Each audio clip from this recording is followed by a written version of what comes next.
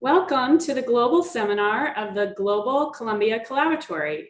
My name is Gail Lynch. I'm so honored that you've joined us today for the fourth and final seminar in a global series focused on the Amazon we want.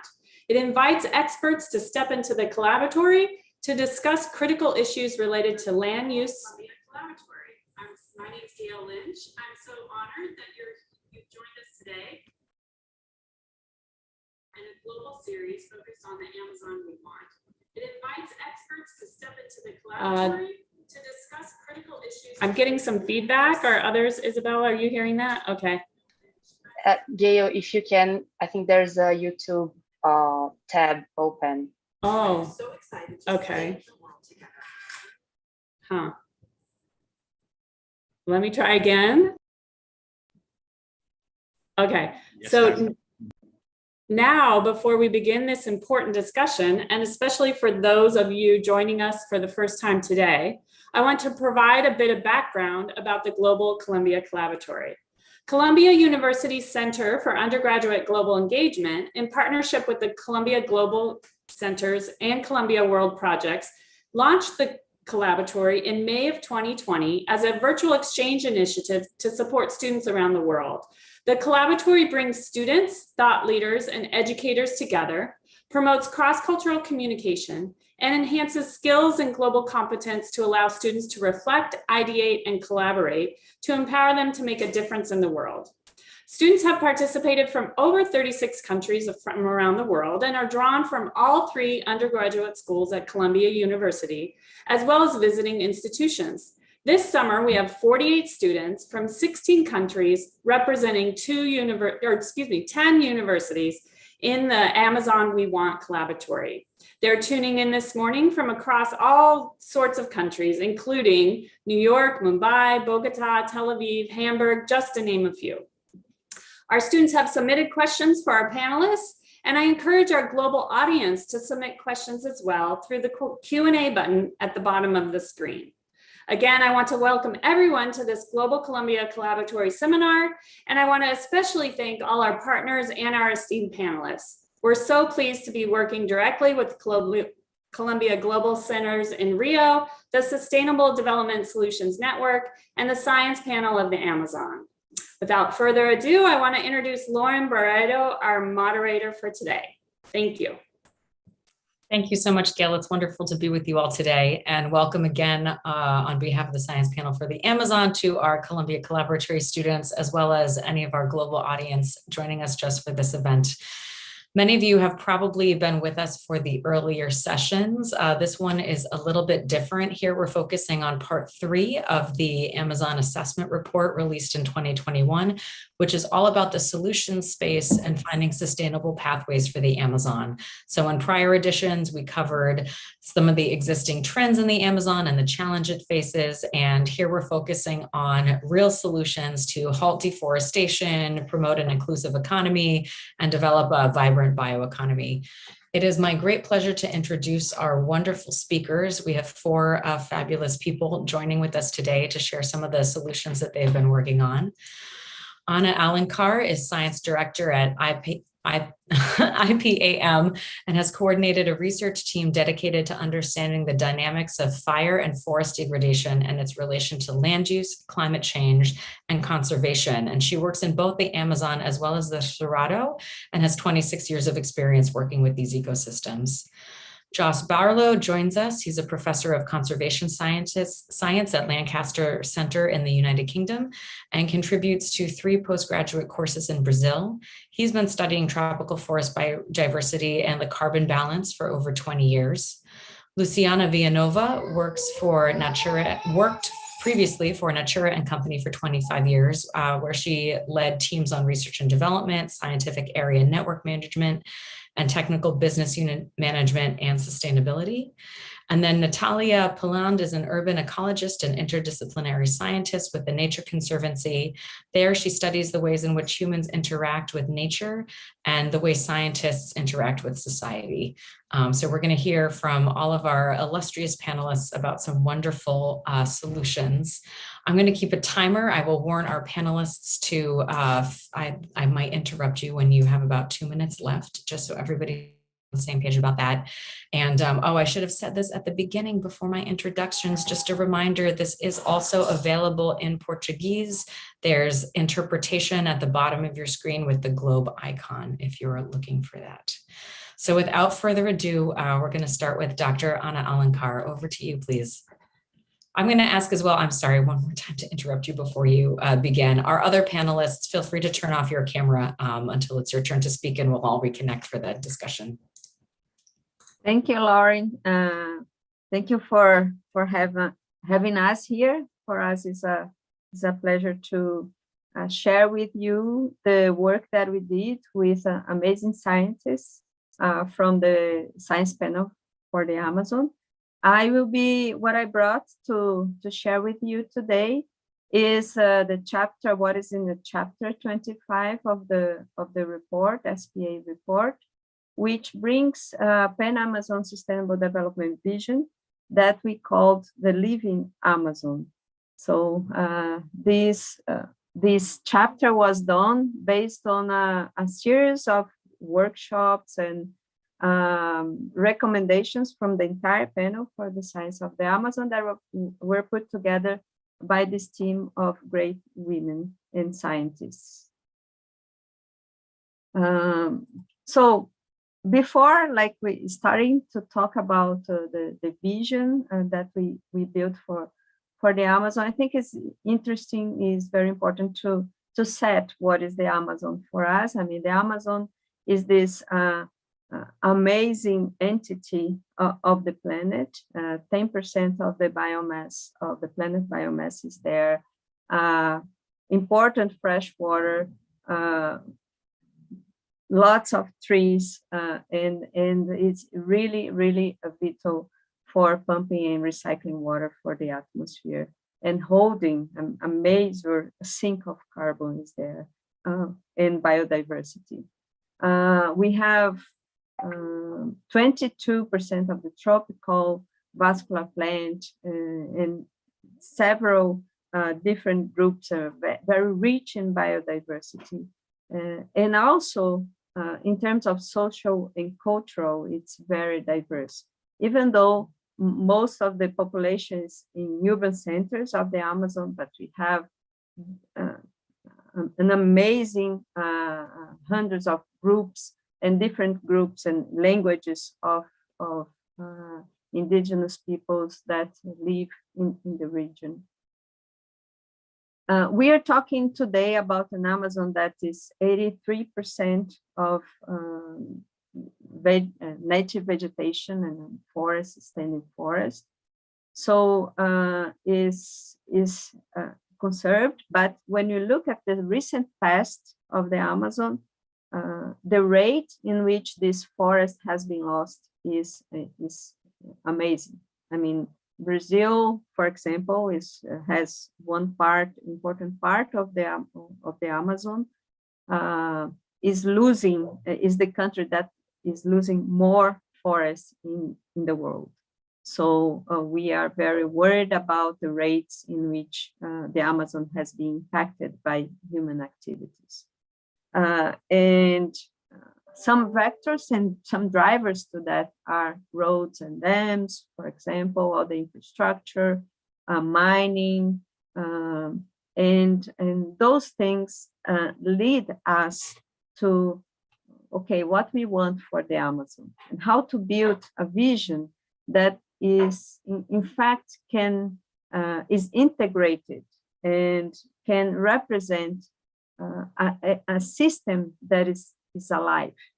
And that's why we called this vision as the Living Amazon vision. And the way we built this, we start thinking on what are the elements, what are the stakeholders that think about the Amazon, what are the links and drivers that influence the Amazon.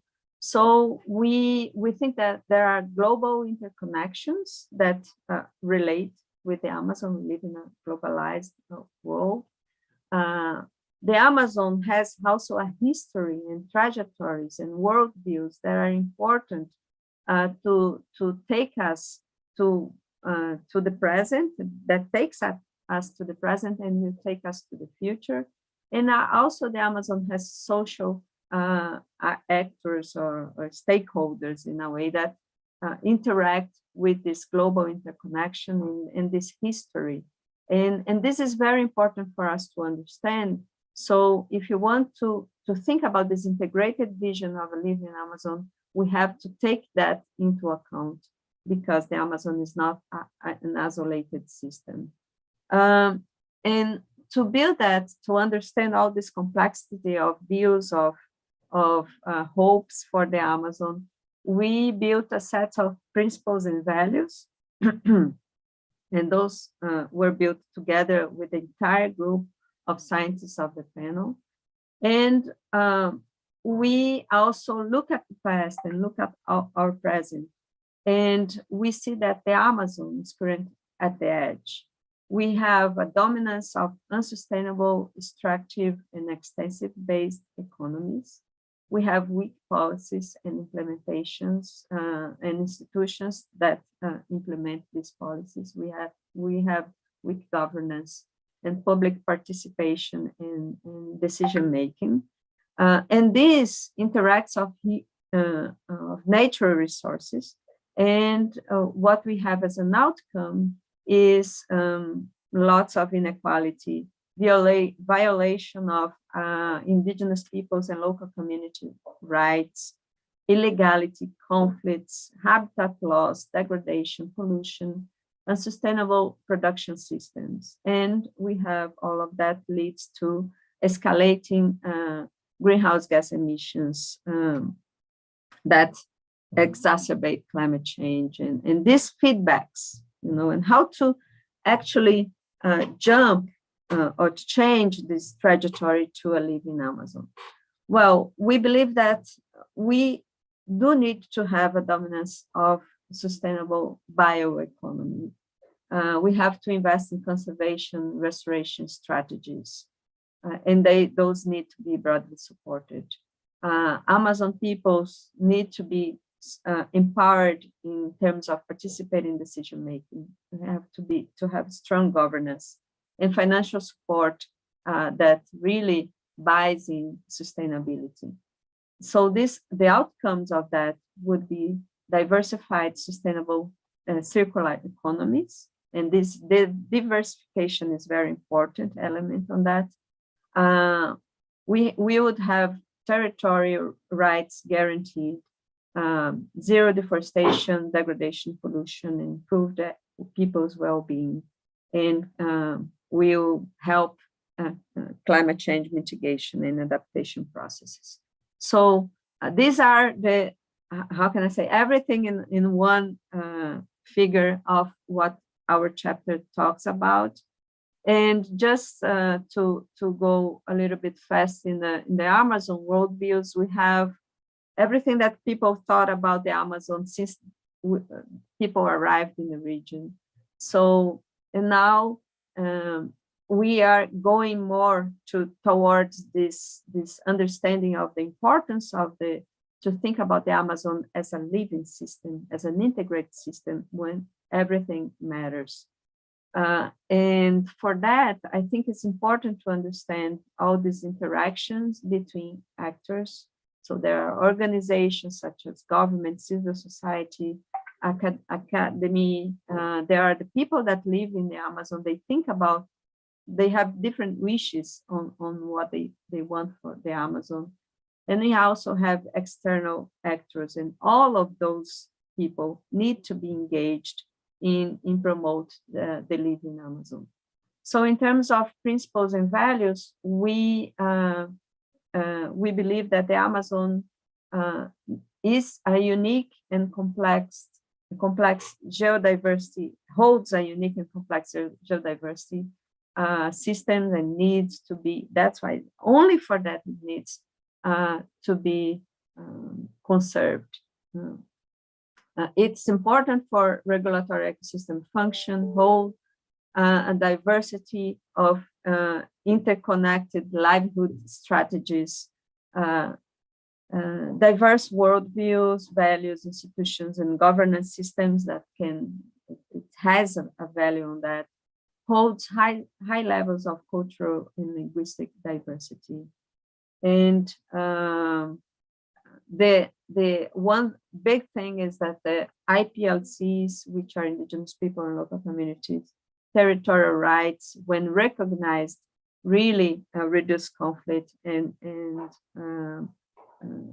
in a way are give a important ecosystem service to the region and to the world. To organize that, we built that we organized that in 3 pillars. One related to conservation, restoration, and remediation, which I think Jos is going to be talking more about it. The other is sustainable bioeconomy. And the third one is the people's empowerment and governance. And so we believe that without these 3 elements, it's going to be very difficult to go forward, to reach a living Amazon vision. And to end, we built a solution tree where we got these 3 elements, these tripod elements. And we think that is really very important to, for example, in terms of conservation, remediation, and restoration, is very important to have societal engagement, to legal policy and legal enforcement in place, strong and transparent monitoring systems, strong monitoring systems, market-based incentives for restoration, payment for environmental services, effective protected areas and conservation policies. So in order to have a strong governance, I think it's very important to have a cross-scale alignment on strong and articulated institutions, working improve, access to information, inclusive decision-making process, justice and important policies on this justice system, and also cross-sectorial articulation.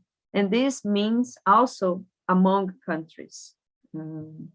And finally, in the terms of bioeconomy, I think it's very important to highlight this diversity characteristics of the Amazon. So invest in diverse economies instead of monoculture, socially responsible markets, science and technology investments are very important for that. Corporate responsibility and accountability, response and consumption behavior, and greener infrastructure and sustainable energies. So all of those are based on a very important and institutional adaptive capacity. So you learn with this when this moves forward. Political capacity to building and sorry, it's very bad. So it's more important to have capacity building and entrepreneurship in a way. So we need to have ideas and engage people in this entrepreneurship in a way. And transparency and accountability are very important elements. So these will take to the living Amazon, which will have a set of benefits that include the territorial rights of IPLC people, include lower emissions, include market equity, and among other things. So this is a conceptual framework. And I finish here, and I will be available for questions later. Thank you. Thank you so much, Dr. Alencar. Without any further ado, we'll turn it over to Dr. Jos Barlow.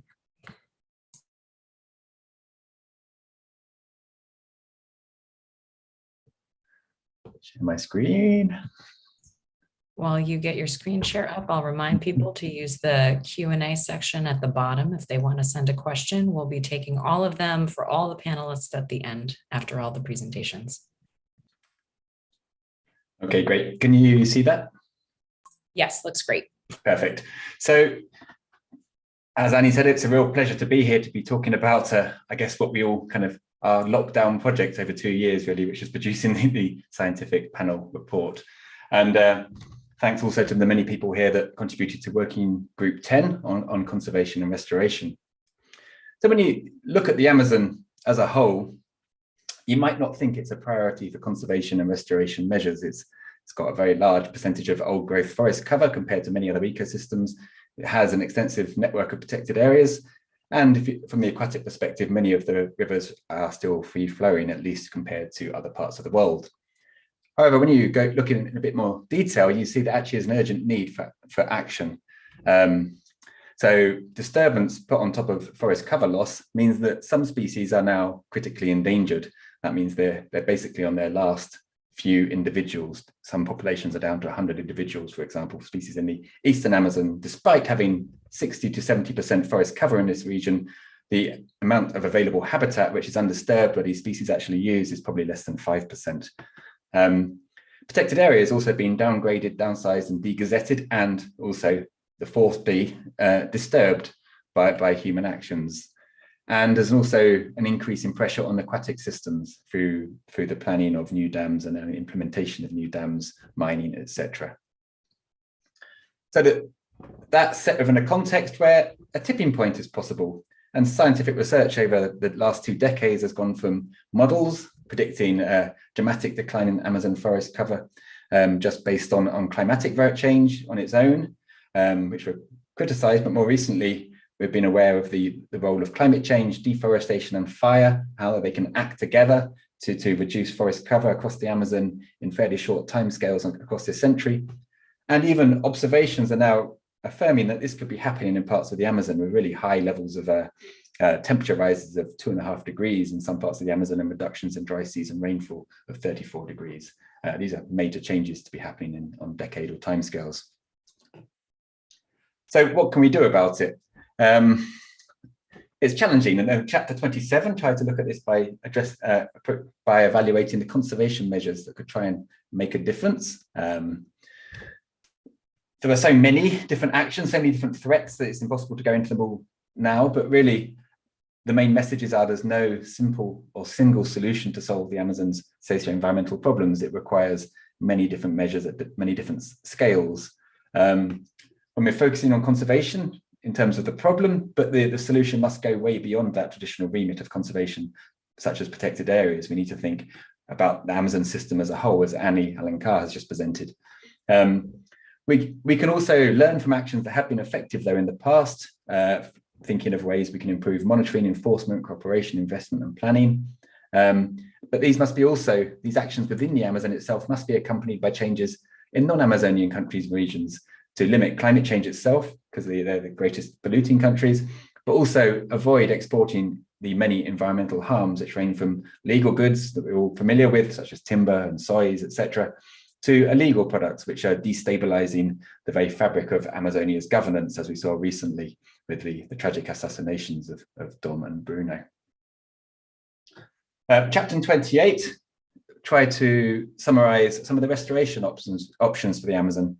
And again, there really are a very broad range of restoration options in aquatic and terrestrial systems. These can meet a variety of different aims, from improving ecosystem functions, biodiversity, water quality, carbon sequestration, and people's livelihoods. And you can go from remediation, aquatic, restore fisheries, restoring connectivity, or restoring floodplains, and in terrestrial systems, the reforestation, of avoiding further degradation in forests, rehabilitation after mining, and the restoration of economic activities. And it's important to note that these also go beyond kind of natural ecosystems. They include the recovery of socially just and sustainable activities on deforested and heavily degraded lands. Finally, restoration, thinking about restoration in that site-specific way is fine, but it's going to be limited in terms of the ecological benefits and you gain if you do that. Thinking of the Amazon as a as a whole biome and thinking of implementation of those strategies across landscapes and catchments can be much more effective. So this chapter outlines some of those ways in which restoration could be implemented to maximize its benefits.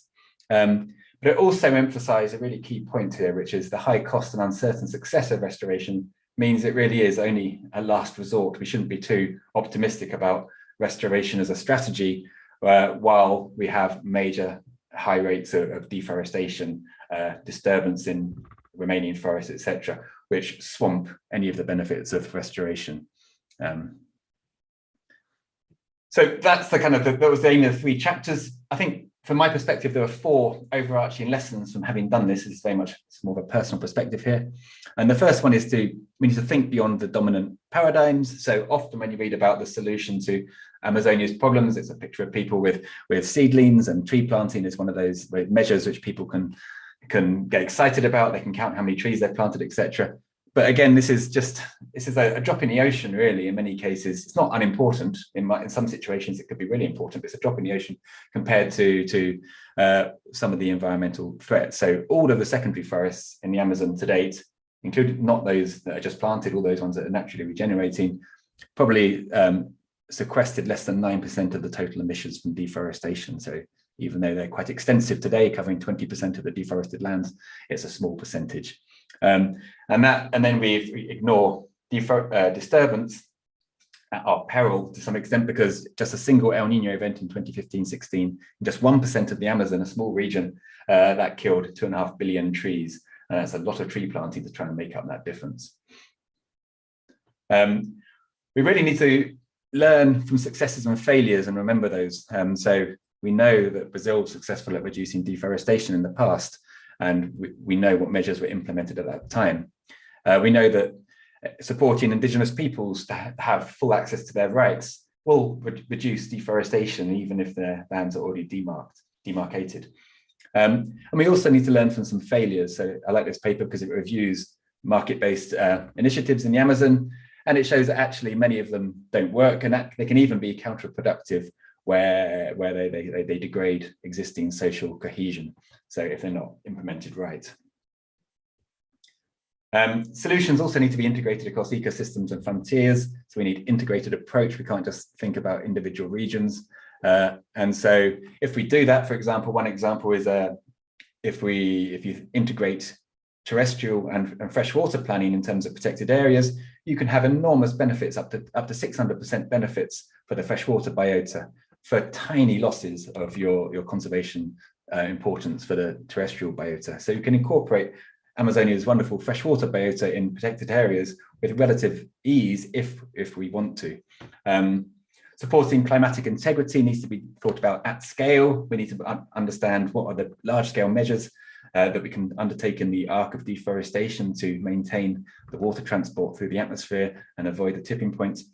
And you need to think beyond ecosystems. So there's some evidence that the crackdown on soy expansion in the Amazon led to leakage displacement of those activities into the critically endangered Cerrado ecosystem. Clearly, this is not a desirable outcome of those policies.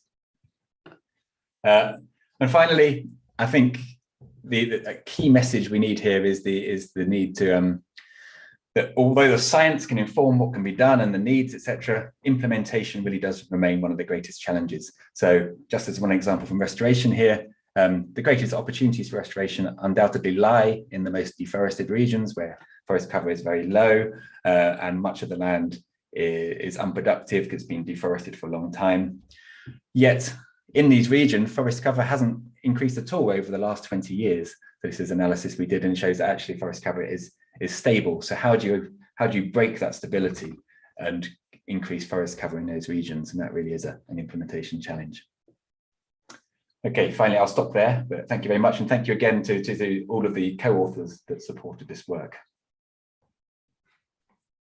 Thank you so much, Dr. Barlow, right on time, making my job easy. Without further ado, we will turn it over to Dr. Luciana Villanova. Hi, everyone. Well, let's share my presentation. It's a pleasure to be with you today and share a lot of knowledge of this amazing group that worked on chapter 30. I had the pleasure to work with them writing this concept based on bioeconomy. So the idea today is to share with you some parts of this knowledge and some parts of my experience applying this concept in Amazon region with small communities. And first of all, I think I'd like to talk about the biodiversity loss. Amazon is suffering like just commented, and at the same time, and about the strong land pressure, land use pressure against conservation and preservation. Food production and raw material extraction is the most important source of Amazon is supplying all the road. And imagine that most part of the road where we have biodiversity preserved is the areas where we have more pressure because especially the food security. And when I'm thinking biodiversity loss, maybe we think that bioeconomy could be the way that we can solve this. The bioeconomy started 10, 40, 15 years ago as a way to basically to be an alternative for fossil-based research. Thinking about carbon economy, using biotechnology was a way to reduce the pressure for land use, the pressure for bio-based compounds. But when I think in sustainable bioeconomy, especially in the last 10 years, we are talking about the combine of replacing fossil-based ingredients, fossil-based materials by a process for land use, a bioecological process for land use, biocircular and net positive economy, evaluating the environmental services, the water, the pure water, the carbon stock, etc. And at the same time, evaluating the social bioeconomy. How to implement these, talking to smallholders, traditional, implementing the traditional knowledge connected with the science, and focus on poverty reduction and social inclusion. But what is the challenges when we talk about Amazon social bioeconomy and we dig deeper in the chapter 30 in the science panel for Amazon? First of all, the strong paradox. No, we have an extraordinary social biodiversity, the most amazing around the world, but there's a huge difference between the scientific and the technology, the industrial process, the sustainability, and what we're calling as contemporary bioeconomy. At the same time, we have a challenge to connect the socio-economic structures to the challenge effect pathways to be fair and to produce a sustainable bioeconomy. And what is the challenge that we have for a new bioeconomy in Amazon? First of all, Amazon is a supplier of energy, minerals, agricultural commodities. How to change these, including regeneration and preservation, into an economic engine. How to implement and connect scientific knowledge with technology of the forest communities, the indigenous peoples. How to implement production, commercialization of commodities in a way, because we have this pressure, especially in the arc of deforestation in the Amazon. How to connect good private sector to do that. And at the same time, we implement a lot of infrastructure necessary to transport, to the transportation, storage, processing of the materials, when you're thinking biological compounds. All the social conditions are related and obstacles are connected to sanitary challenges, health related, because the forest is huge, amazing, but huge. How to do that, implement this to professionalize what they are producing, they are implementing in their communities. How to reduce the informal and small scale production. What is large scale when you think in Amazon? And historical social framework of legacies, a lot of labor exploitation, even we have nowadays slavery conditions, and how to connect people around the world with this future of new conscious consumption. So this is the challenge that we listed in our report on chapter 30. And what are the recommendations that you have produced? First of all, when we think in the contemporary bioeconomy, we think that some compounds and ingredients, bio-based ingredients, should be more specialized with biotechnology, with higher connection, with higher value, but small scales. But we have a lot of materials in the base of the pyramid of these studies that represent a larger scales. So how we connect these? The new way that we are talking about and it's described in the report is the for sustainable social bioeconomy should address some paths. First of all, the traditional bioeconomy. When you talk about extractivism, you are talking about small scale, but small scales combined could be large scales. So we have new technologies that we should implement with these communities, combining science and technology in traditional knowledge. How to evaluate the traditional communities and local populations implement the CBD principles, especially the benefit sharing, because we are accessing this traditional knowledge. So the other part is the forest management. How we can implement the agroforestry systems combined with integrated crop livestock forests in a new agriculture model, in a regenerative agriculture model. The forestry, wood and timber products, how we can implement this in sustainable ways. And the restoration and payment of environmental services should be implemented. In Brazil nowadays, we have discussed this. In commodities production, for example, in the deforestation acts, we should implement regenerative agriculture and conservation of forests, and at the same time, reduction the use of chemical inputs, integrated practices. So this is the idea that we have discussed and recommended in the chapter. What was one of the most important recommendations? We summarize that. So the connection between cities, the big cities in Amazon, with infrastructure and internal markets. So the first of all, the bioeconomy should work well if we connect these small markets, extractivism communities with the city's local markets. After that, how we can reduce information asymmetry. We don't have information about bioeconomy in Latin America, especially when you think about the new economies of from small communities, for example, or indigenous peoples. The seals of equality, scale, and entrepreneurship. We should generate that inside the small communities. The governmental support for strengthening markets. We need to have. We have done a lot of discussions in the countries, but we don't have strong policies for sustainable bioeconomy. Science, technology, innovation, as I mentioned before, and to connect this with the shared benefits. How we can study more and more technologies inside the forest, and how we implement these systems inside and transmit this for all decision makers. And the most important thing is the ethical normative values. No, it's not only a new bioeconomy, it's an ethical bioeconomy that we should generate. Only to finish my presentation, I'd like to share with you some data from Brazil, for example. Nowadays, we don't have the data to make decisions when we think in the forest. The total Brazilian bioeconomy study of our Brazilian bank estimated this number is now 300,000 billions of dollars of the total Brazilian bioeconomy, but only considering agribusiness, basically. When you think in forest, we don't have numbers inside this, but some studies indicate that we have in a forest bioeconomy of around only $4 billion. It's not enough. No, it's too distant from that.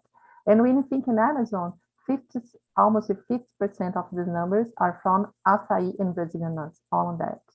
When I think in the potential, a study that was done in Pará State, look at the numbers that you should have. So I think only to give an idea, the potential that you could have. For more than 10 years, I was responsible in a Natura & Co company to lead the Amazon program in Amazon. I visited a lot of small communities in these different parts of the territory, establishing the relationship in the private sector and the company and the region to produce ingredients after 20 years. we achieve a lot of relationship, small local factories belonging to these communities to produce the oils and ingredients for our cosmetic products.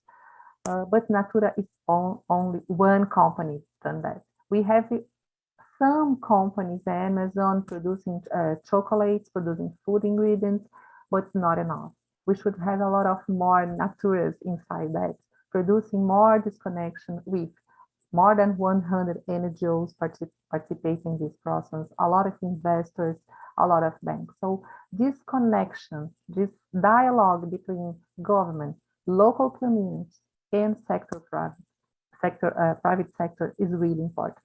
Only to finish, I'd like to share in 30 seconds an idea how we have done this and why I believe nowadays we needed to spread this model inside the forest.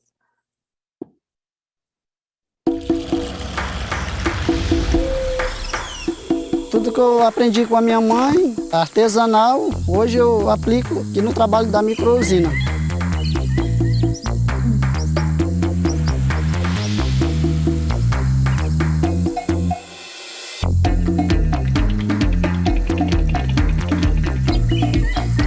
A tecnologia de hoje mudou muito o jeito da gente trabalhar. Tá dando tão certo que a gente tá até crescendo aqui na comunidade do rock.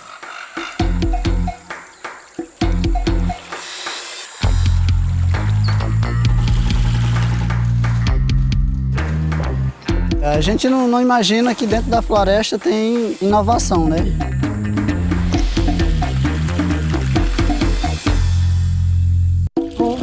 Thank you very much for the attention. Nowadays, I left Natura because I believe in this model and like to spread this for more and more companies and communities with participation of NGOs and local government. Thank you very much. Thank you so much. And our final speaker is going to be Natalia Piland, who I hope her internet connection will stay stable for long enough for her to make her presentation. If we've gotten her back.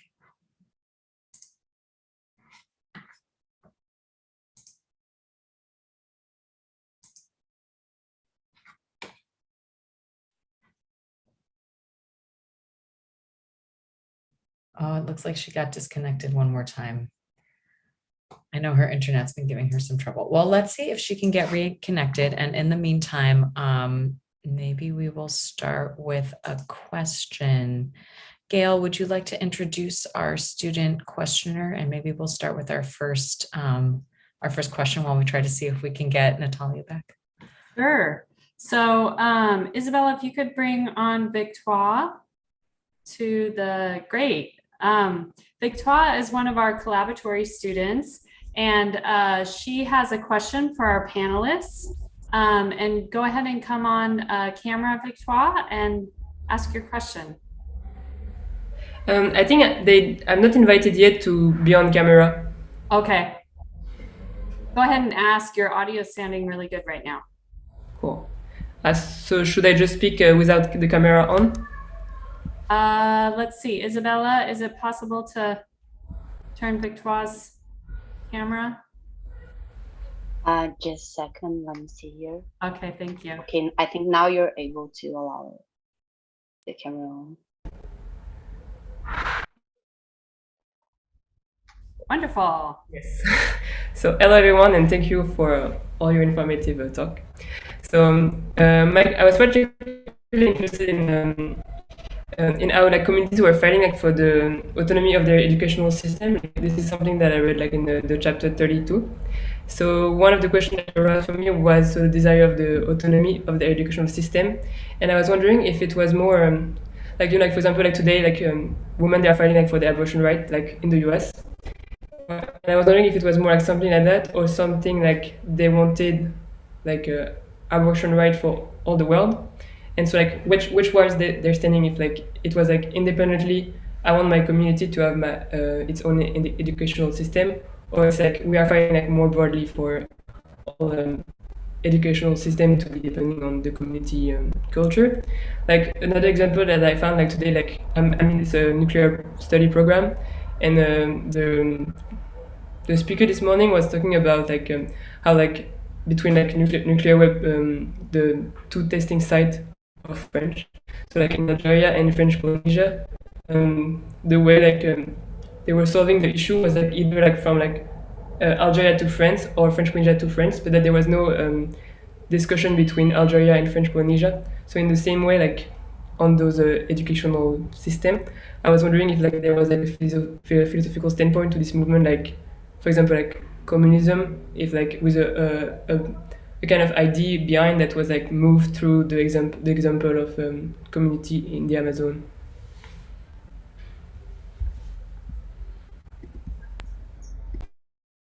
So I'm going to let any of our panelists who want to jump in on this question do so. Yeah, I can, Laurie.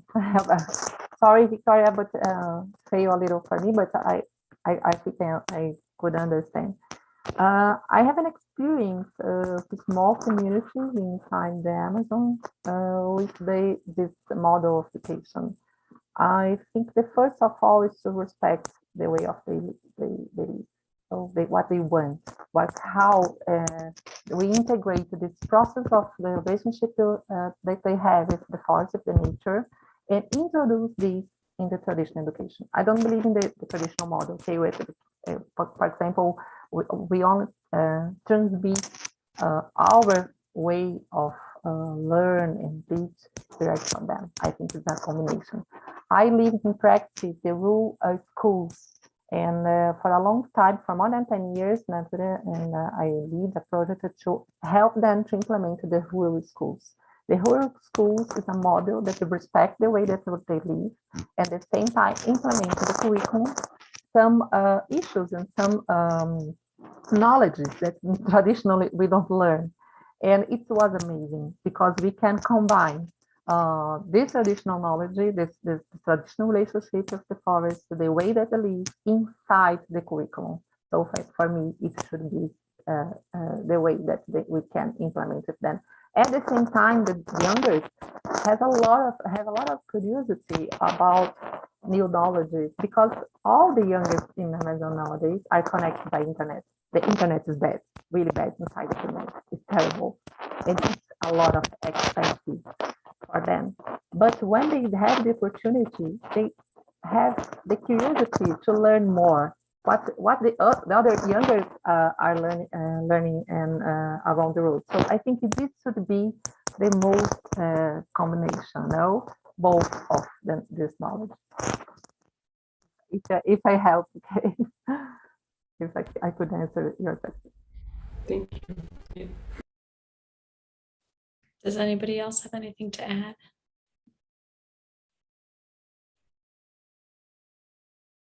All right, if not, I believe we have Natalia Piland back. We'll head over to her for her presentation.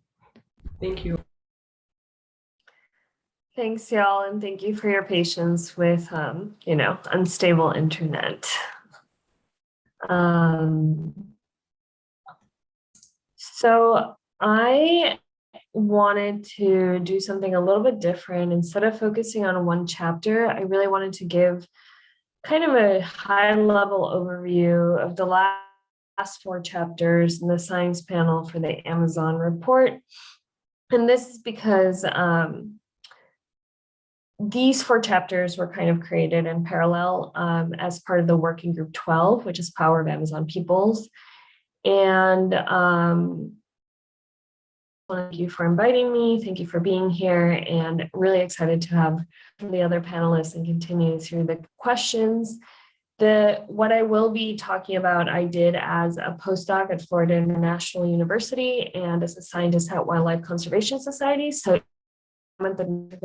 now that's not what my work is about any longer. So I'm really here trying to give that high level overview and thread of this work. In our working group,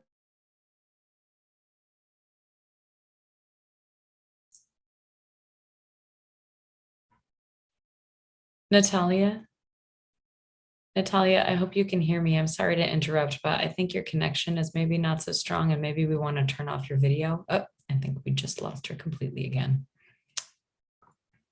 Hopefully she will be back on shortly. In the meantime, let's go to one of our questions. Let me do another one. We have one for Luciana. Someone's asking about the economic feasibility, which is very important when you're trying to transition to the bioeconomy. Is there a specific responsibility of a responsible party for creating such ties? What does this process of change look like? A question from Esther Garcia. Okay, thank you. Well, in my experience in studies, in my master degree in bioeconomy in the Amazon, what I perceived, there's not only one responsible. There is a connection between private sector, is really important, NGOs, because we have a lot of challenges inside the communities, even in the cities, big cities, and especially the local governments. It's really important this dialogue to be implemented. I think normally in Amazon, we have a lot of initiatives without the connection with private sector. I think I lived for more than 10 years and experienced much more than 10 years, almost 20 years in Amazon. When the private sector is together, they can help the communities to understand what they need. At the same time, the dialogue with the communities and the small groups, the indigenous peoples, should be facilitated in small organizations. What kind of a small organization? For example, cooperatives. This is more the social small organizations, this kind of social companies are really important because they can put all the ideas that they have and understand the demands of the market. So for me, the feasibility of this bioeconomy should be connect private sector, cooperatives, that's the social organization of the small communities, and at the same time, NGOs. This is the beginning of that. The government is really important. Why? Because they need to give the policies for investments, to make feasible, for example, how to apply biodiversity law in Brazil. For example, some companies don't want to go to Amazon or any other establish any other contact with communities in Brazil because of the law could represent some risks for them. So how to decrease the bureaucracy to do that?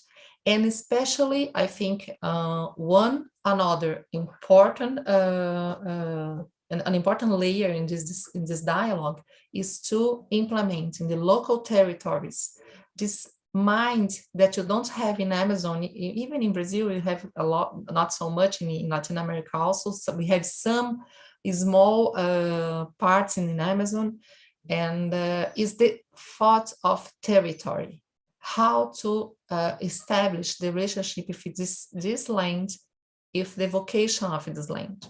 When we establish this, we implement technologies, universities, policies, investments. So we attract the private sector, and at the same time, the youngers that they want a lot of this in Amazon. I think this is the challenge nowadays, how to permit the youngers to understand that can be in the forest with their families because they will have a future. Okay. Thank you. We're going to take another, we have a couple questions from Marianne Andrade about timber specifically, asking Ana and Jos, in your scientific and personal eyes, how do you see logging in relation to forest degradation and susceptibility to wildfire?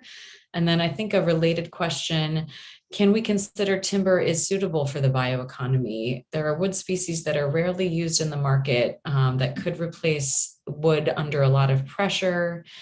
She gives a couple examples, but generally these questions about logging, greater linkages to deforestation, and could we ever call any of this sustainable? I'm happy to start. You can go. Okay, we might have a slightly different perspective on logging, but I think from the first question, from a biophysical perspective, we know that when you do selective logging in a forest, you make it more flammable because it will be less humid, it'll be hotter in the understory, there's more fuel there.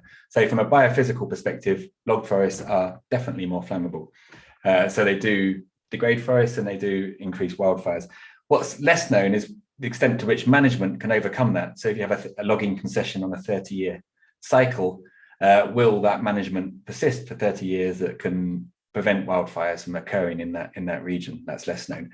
I know some examples of regions where it hasn't worked. So the Tapajos Arapiuns extractive reserve, it was logged conventionally, not managed logging, bad style logging before it's created in the 90s. And then after creation in 1998, there was an El Nino, and that logged area basically all burned. So that was an example where logging really did contribute to the degradation of a newly created protected area. Whether logging is an effective part of the bioeconomy, I say that it depends how it's done. On the whole, I think the current practices aren't sustainable. With the offtake rates, the evidence is they're not sustainable. But in certain situations, community managed logging could generate really valuable income for local people. And so, but in the longer term, I think we need to move away from the logging of natural forests, which is quite expensive, very difficult to make a profit from, and is being undercut by illegal timber as well, which really makes it even more difficult to make a profit from. But we probably need to move away from that to plantations in some of the degraded areas of the Amazon. That's what I would say. Yeah, well, I think you said it all, but I definitely logging is one of the major drivers of the forest degradation in the Amazon, and mainly because it's not done in the way it should be done. I mean, most of the logging in the at least in the Brazilian Amazon, where I know better, is a conventional logging, which means that they take more wood than they should, and they don't take care about the planning roads and nothing like that, because they need to do it fast and to not be able to be catched. So in that way, logging is a really, really, really important driver of degradation and so wildfires. I think logging is an important economic activity for the Amazon, because it kind of needs the standing forest to be able to be an activity that values the forest standing. So maybe is when Jos and I we disagree a bit, and I think it should be important. It should be taken as an activity in this diversity of economies that I mentioned before, but it needs to be done in the right way, following the reduced impact logging, how can I say, parameters. And but we need to really fight illegal logging activities, because, as Jos said, this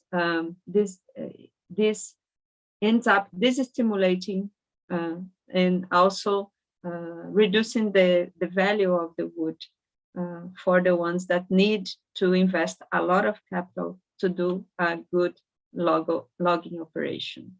So I think we need to fight illegal logging first, to be able to establish a good logging economy in the Amazon. Thank you. I think we are still trying to reconnect our final speaker, so we'll try another question. I'm going to link together a couple questions we have here about Indigenous peoples and local communities. We have a question about if anybody's aware of any educational solutions to try to reach particularly rural residents, and a suggestion that possibly like virtual learning and expansion of internet connectivity could be a solution. If anybody has experience on that, maybe some of you are professors at universities that are doing sort of outreach programs or anything to build the capacity of rural people. It's asking specifically about environmental management skills. There's another one as to how do we introduce and expand the bioeconomy, including things like energy sources while still respecting and protecting the rights of Indigenous peoples in local communities. That comes from Elisa Eckstein. So maybe, those two questions specifically, if anybody wants to come in on them. It's quite far from my expertise, but I can speak very quickly about the remote learning. And I think Amazonas, the state of Amazonas, has actually been a real leader in remote learning for primary school children. It's been very effective in some ways. Perhaps one of the problems, it's satellite dishes in remote communities, etc., satellite communication. From what I've seen when I've gone to those remote villages, it works really well with dedicated teachers. The problem is that perhaps the curriculum is not locally appropriate. So they're learning about this generalized Brazilian curriculum, which doesn't teach them what they need to know for their particular context. A lot of the information is probably not that relevant.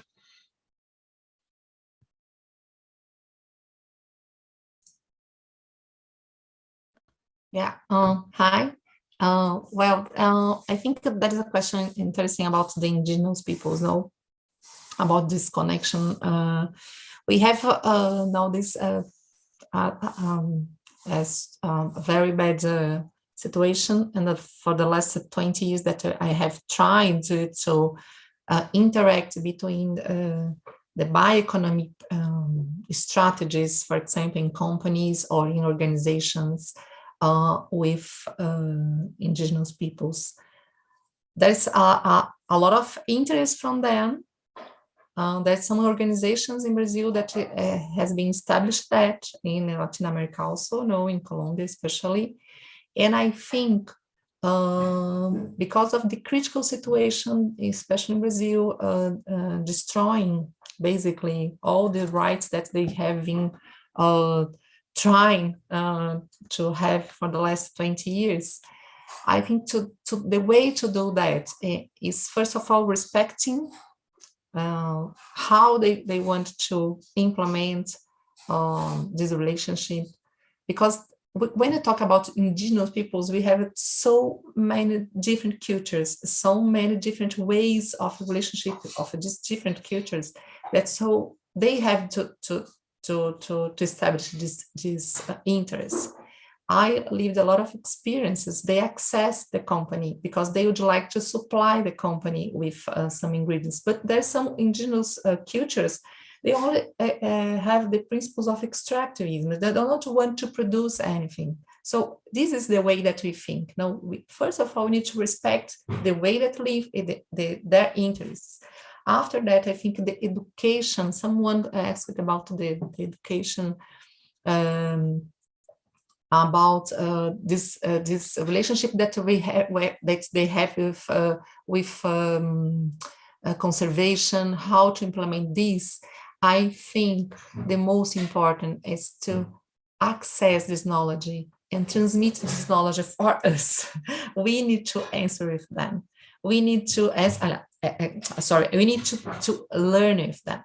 We need to transmit this knowledge. And some days, some part, unfortunately, we don't access this knowledge. I think we're starting to transmit this knowledge for our education. I can see my son studying indigenous culture in the school nowadays. I didn't have this opportunity in the past. So I think this is the first step to establish a relationship in bioeconomy and education. We need to learn with them. They have a lot to teach us about conservation in relationship with nature. Thank you so much. So I believe we do have Natalia Piland back. She's going to keep her camera off to save the bandwidth for her audio.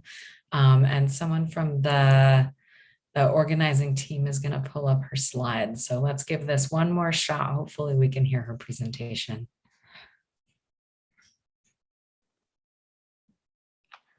Thanks, everyone. And thank you so much for being patient with all of this internet troubleshooting. So I'm sorry, I'm just going to interrupt you because the slides are not showing full screen. They're still showing in the presenter view. Yeah, we'll give that another try.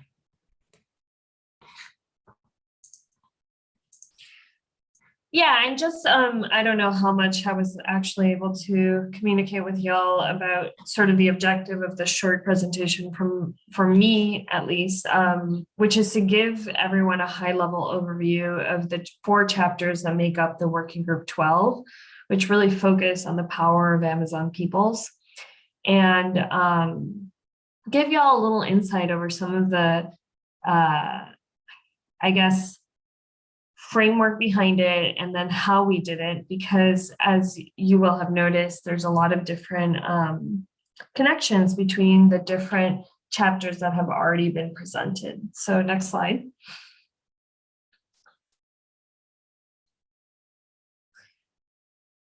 So one of the things that we were thinking about was that global climate change plus deforestation will equal a dry Amazon, and it's not just about the environmental loss, but the loss that will imply loss of rights as well.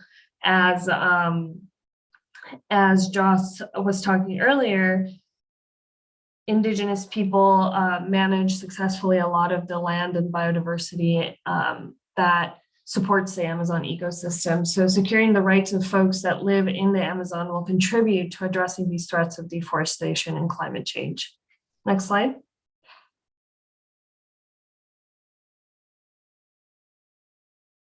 The leads for the working group were Mariana Varese and Paulo Moutinho, and together they thought about how the way of writing these chapters could also reflect some of the values and some of the things we were talking about. So this was really kind of attempting at least to be a participatory process. It couldn't be completely because the writing of the scientific panel for the Amazon was mostly unpaid, and also on a timeline that for many folks was not feasible. So we really tried to have multiple forms of participation where folks could not only write, because a lot of people don't share their knowledge through writing, but also participate in interviews, in workshops, in different Zoom panels like this one, and to communicate in the language that people chose. So we tried our best to have translators to translate within each other and have a really inclusive group of authors, also understanding that not all people want authorship. It can be politically sensitive for some leaders to put their name on something that is auspiciado, sponsored by a US institution as well. So we really wanted space for people to decide how and to what extent they participated and got credit. So in the appendix for chapter 33, you will see that there's a guiding principles and vision, and that came from one of these workshops, and that really guided the writing in the other chapters, which we decided would focus on land tenure, education, knowledge systems, and rural-urban connections. All 4 have already come up in the other presentations because we really wanted to build upon the earlier knowledge. We didn't want it to kind of stand alone. We wanted this to be connected to everything else. And we also really took the approach of appreciative inquiry. We wanted to write from a perspective of hope and really uplift the experiences of folks that have had success in these 4 topics. Next slide.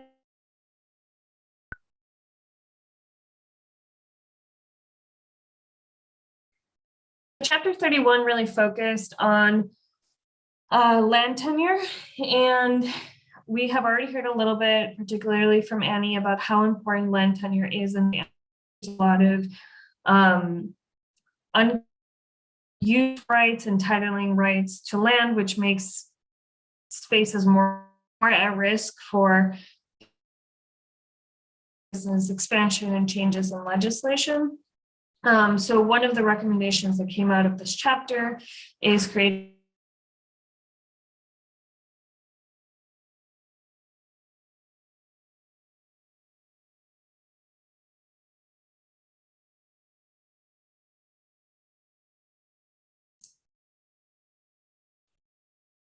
We're going to give it one more second to see if it reconnects or if it drops.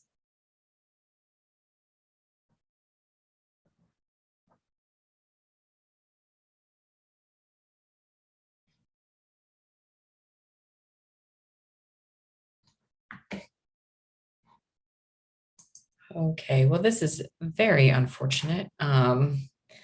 At least we got at least some of the presentation. We will try another question while we try to reconnect. Isabella, yes, you can go ahead and stop screen sharing. There are a lot of questions that are clustered around the rural-urban divide in the Amazon and the challenge of building, large sustainable cities in the Amazon. I will read a couple of them, and maybe our panelists who are on the line can choose which ones they want to answer. So Jennifer Sue is asking if anybody can share any information they have on whether or not there is a disproportionate burden of lack of access to health or increased poverty in rural populations versus urban ones. So that's one of them. We have another questions on how growing cities can be compatible with and not compromise the integrity of the Amazon's flora, fauna, and indigenous peoples. That's from Ainhoa Petri Hidalgo. And then there was another question, I've got to scroll down a little bit, on, this is for Dr. Piland. Maybe somebody else would also happen to know about this, looking at urban avian diversity and if there are any sort of ways that urbanization can actually perform some of the like species ecosystem functions. So are there like actual birds that are able to inhabit cities? Is there any difference between places like New York, Miami, and the Amazon? So feel free to jump in for whichever one of those anybody wants to take, or, feel free to share your own different thoughts on the urban-rural divide or the challenge of sustainable urbanization in the Amazon. Can I start on that? Sure. So it's funny when you think about the Amazon and you think that most of the people that live there live in urban areas. But also we have to think that there are different types of urban areas of the Amazon. We have cities, like huge cities. And again, I'm going to talk about the Brazilian Amazon, which I know more, even though I have been in other countries. But we're talking about cities, really large cities with millions of people in Belém, Manaus, for example. But most of the Amazon cities are very small, like villages, or they don't have enough infrastructure, very, how can I say, limited resources to imply in education, health, and things like that. And urban infrastructure, sanitation, and these things.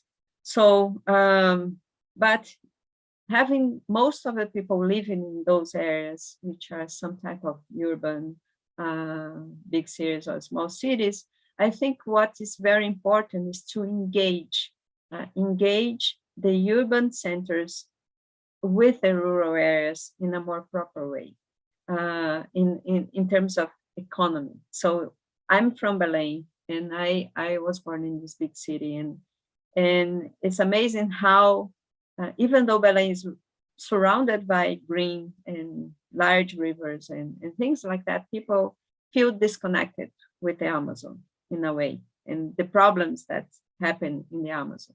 So we need that to make that connection and to engage urban people to make this integration. And I think an economic integration is very important. And one example of that is Manaus, which for a long time had a industrial center there, of course, with all the problems it had. But when you look at Manaus, at the surrounding Manaus, the deforestation was not so big. So we need to work on that. We need to work on that integration between urban population and urban economy with the rural areas of the Amazon in order to promote sustainable economies and to promote this integration towards conservation. And doing that, we will also conserve indigenous peoples, local communities, rights, and things like that.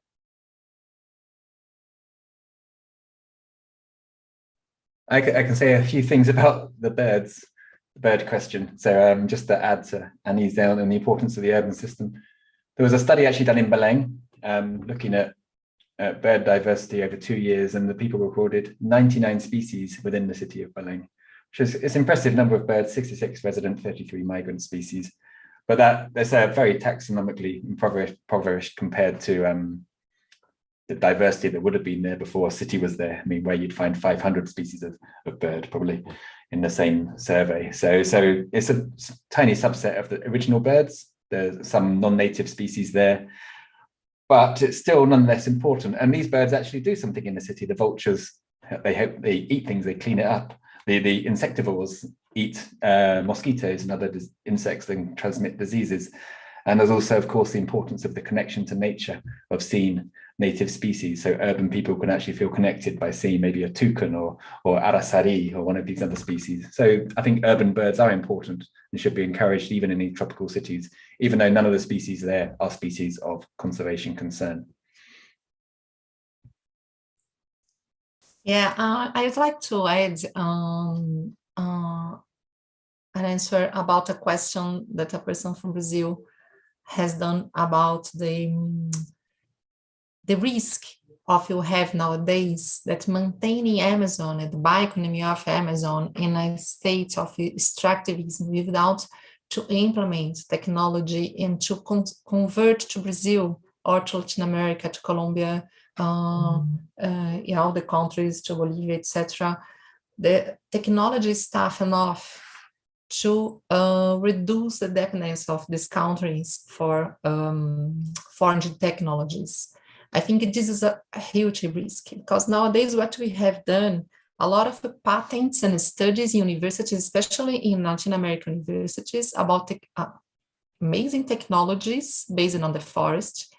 And what we are facing is a lot of international companies buying these patents because we maintain the status quo, no? Countries from Latin America supplying European and American industries with this kind of technologies, the primary raw materials, without added value to our countries. So I think this is a great risk, because this knowledge should be transformed here. So we really implement more technologies inside these territories. And the youngest of these communities from the indigenous people would like to see that.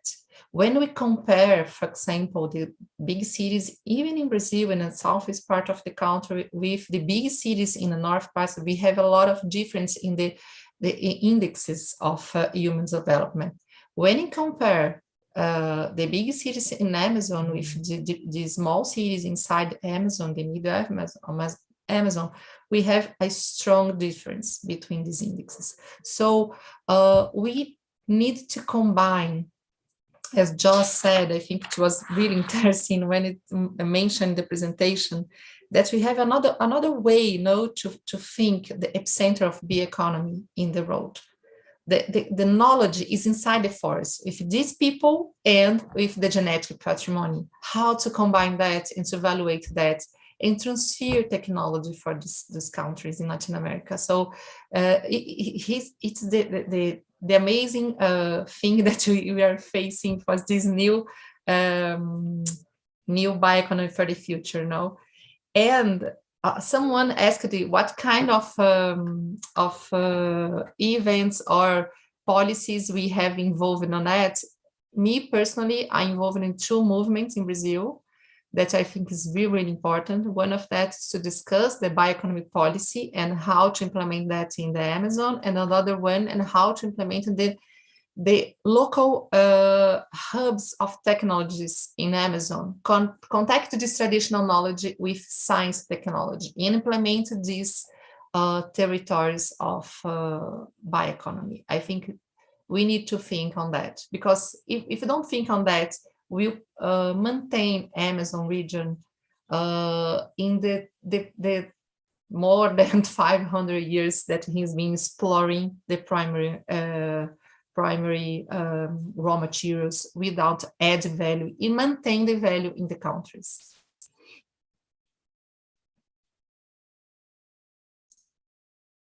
Thank you. We are almost at the end of our time, and so I'm going to finish up with a broad question that we have from John Loomis in Brazil. He's asking about the main challenges into scaling the circular bioeconomy that we see perhaps developing in the Amazon on a small scale. I think each one of the three of you will have something to say about that. It seems like there are lots of very innovative pilot projects, and how do we, take them to scale? Maybe we'll start with Luciana, and then go to Ani, and then Jos. Yeah, I think we need to believe that scale is not more the traditional scale. The traditional scale, what's the scale in the industrial model? You produce in a large use of land with the same crop or the same culture. We need to think the scale nowadays is the scale of knowledge. So the scale is made and it's produced by the logistic way. So we can have local producers, and the scale will be made by the logistic plan. So this is a huge challenge for Amazon, because we can have different territories, different communities, and the communities need to use the boats to produce and to transport their producers. So we need to think how to transport these in a way that we can add value at the end in small cities inside Amazon, and after that for the big cities in Amazon. So the scale is not more the traditional scale that we learned in this industrial model. The scale is like Amazon or like in Brazil, Mercado Livre, has done. We need to think that the logistics of distribution is responsible by the scale and not in the land use. We can use local producers, small producers, and in the pandemic situation, we did that. All of us looked to buy products for small producers, for the local producers. So how to maintain this learning that we have done during the pandemic, and now how to think in this new model for bioeconomy from tropical forests. Yeah, following up Luciana's thought, yeah, definitely. When you talk about the scale as well, we think today, for example, all the mainland uses in the Amazon, the soybean, the pasture fields, they have scale in a way, but it's not the type of scale that we need to talk about when you talk about bioeconomy, circular bioeconomy. We in fact, there's a lot of discussion on what bioeconomy we're talking about, because there are different groups and types of people talking about bioeconomy. Soybean ethanol producing, for example, is a type of bioeconomy, and ethanol needs large-scale monoculture, sugarcane, for example. But this is not what we're talking about when you talk about circular bioeconomy for the Amazon. We talk about the possibility to have diversity as well. And as I framed in my presentation, I mean, the Amazon is a diverse system. It has thousands of possibilities of producing economic chains that really will reinforce the value of the standing forest, the flowing rivers. And for that, we need investment in technology. For that, we need to engage communities. We need capacity building for communities. So this economy really in this chain creates, how can I say, benefits, co-benefits, and benefits and co-benefits for the entire chain, from the people in the forest to the people in the cities that work in some of these industries that will process this data, I mean, these products, for example. Yeah, I'll just add to this quickly with a point more about restoration and conservation in relation to scale. In that many of the things that we need to scale those measures can be done easily now. So monitoring at scale is easier now than it has ever been done before, with amazing tools such as map biomas and other things which people can access. Legislation is scalable by its very nature. Enforcement requires investment to be scalable, but it was once. But when we think about restoration at scale, then I think it goes back to Annie's point. We need a diversity of approaches. We're not talking about planting a single approach to restoration over the arc of deforestation. That is just not going to work. What we need is locally appropriate restoration measures which build on what local people need and want, and the seeds that are available locally, or the approaches that people want locally as well. So a diversity of approaches is going to be key to any measure. Thank you so much. So we only have a couple minutes left. We're going to wrap up. I'm going to extend my thanks on behalf of the Science Panel for the Amazon to all of our wonderful panelists. We appreciate your time. You gave wonderful presentations today. I wish we had more time for the Q&A. I apologize to our participants that we couldn't take every single one of your questions, but we're so glad that you were here with us, and we hope you enjoyed the conversation as well. I'll turn it back to Gail for some final and concluding remarks. Yes, thank you everyone, especially to our panelists. As Lauren said, we especially want to thank our Global Columbia Collaboratory students for joining us and for their questions. And we hope that, we trust that students are learning about the Amazon through this science panel report, and that we are working to try and get this information out and make a positive impact. It's through our own knowledge and learning and advocacy that we can help all of you make these changes. So I just send everyone off with that positive thought, and that we can try and do our best to fix this and make a difference. So thank you for your work. Thank you for your time. And we just really appreciate it. Thank you.